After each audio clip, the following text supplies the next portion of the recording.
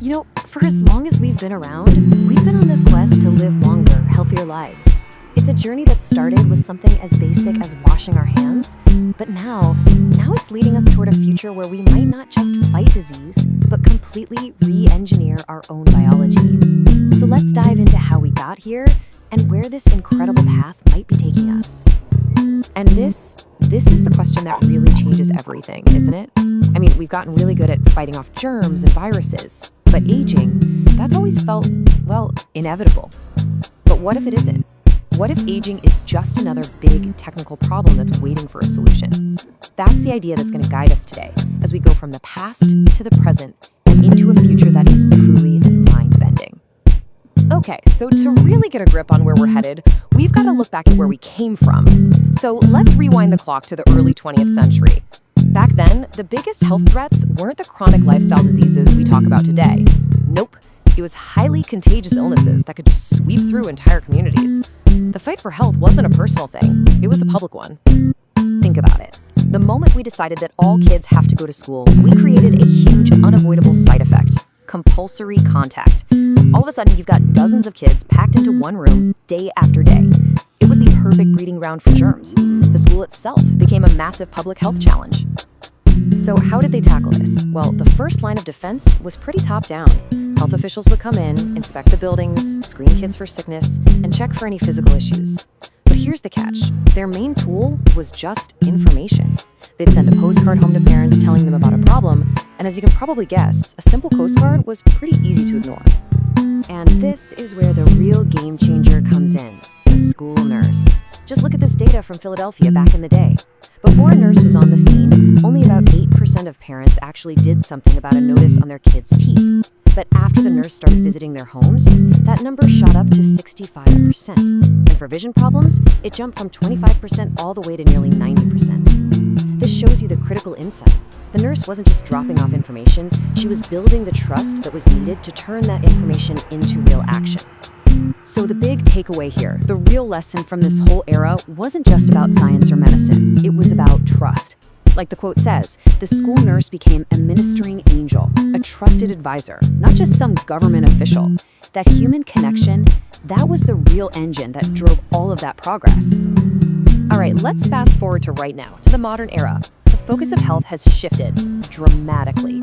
With a lot of those big infectious diseases under control, the battle moved from the community to the individual. It's not just about dodging germs anymore. It's about optimizing our own biology. It's about treating the body like this incredibly complex machine that we can actually fine-tune. Take exercise, for example.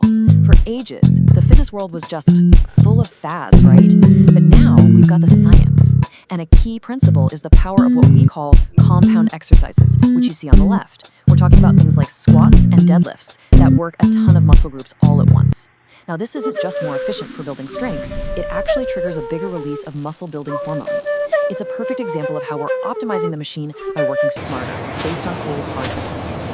Okay, what about what we eat? Well, one of the most powerful, scientifically backed tools for longevity is actually something surprisingly simple: calorie restriction. And let's be clear, this isn't about starvation. As it says right here, it's a modest, sustained reduction in calories, a strategy that has some really profound effects on our bodies, right down to the cellular level. And the benefits?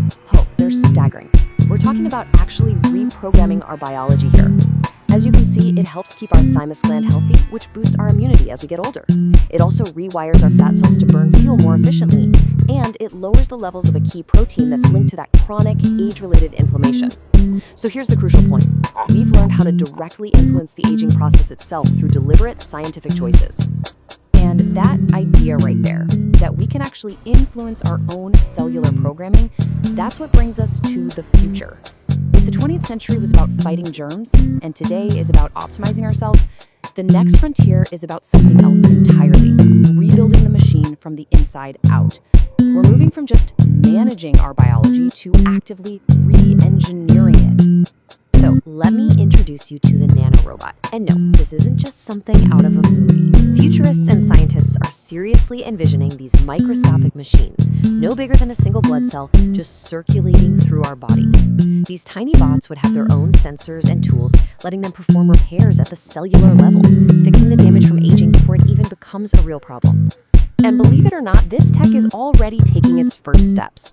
Here's a quick breakdown of how it could work for diagnostics. See, sick cells release these unique molecular signals. So scientists can create tiny nanobeacons that are programmed to find and attach only to those specific signals. And when they lock on, they light up, giving doctors a perfectly accurate, incredibly early warning that a disease is present, long before any symptoms ever show up. So where is all of this headed? Well, according to someone who thinks about this a lot, the futurist Ray Kurzweil, the ultimate potential is to just transcend our biology completely.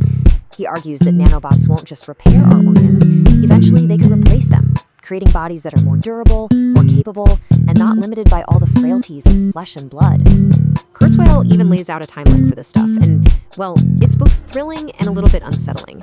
He predicts that by the 2030s, nanobots will be beefing up our immune systems. By the 2040s, we'll be able to create optimized bodies on demand.